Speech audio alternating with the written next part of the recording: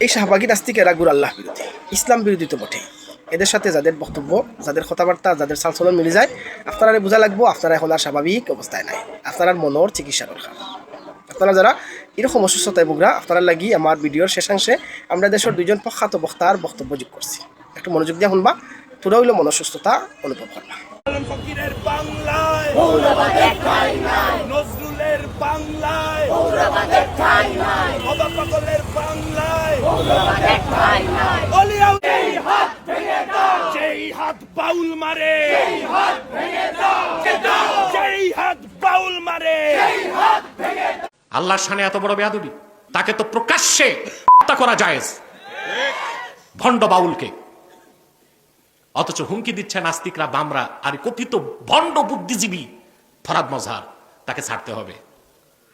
ছাড়া তো যাবেই না, সরকারকে বলছি তাকে গ্রেফতার করেছে, এবার তার সর্বোচ্চ শাস্তি মৃত্যুদণ্ড কার্যকর করতে হবে।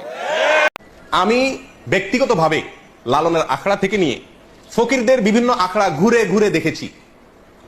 আমি নিজের অভিজ্ঞতার কথা আপনাদের কাছে চাপিয়ে দিতে যাব না, তাদের বই পুস্তকের আলোকে বলবো। আমি জানার জন্য তাদের বিভিন্ন আখড়া আখড়া ঘুরেছি। এবার দেশে গিয়ে আমি কুষ্টিয়াতে গেছি। আমার উদ্দেশ্য ছিল লালনের আখড়া যাওয়া, দেখা সেখানে, এবং শুধু শোনা কথা বা পড়া কথারও বিশ্বাস না করে নিজে চোখে দেখা।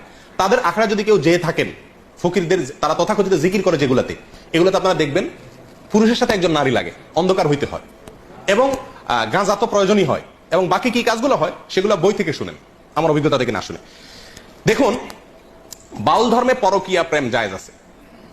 আল্লাহর কসম, আমি নিজে যাচাই করে যশোরের এক গ্রামে গিয়ে সন্ধান পাইছি যে এখানে, এমনি অন্য কাজে গেছি, পরে শুনছি যে এখানে আপনার ফকিরদের আখড়া আছে। তো আমি দেখতে গেছি, একদিন না কয়েকদিন পরে জানতে পারছি যে এক মহিলা আছে, তার স্বামীও আছে, কিন্তু সবাই জানে এই মহিলা সারাদিনই জেনা করে তার ওই সাধন সঙ্গীর সাথে, বাউলদের সাথে।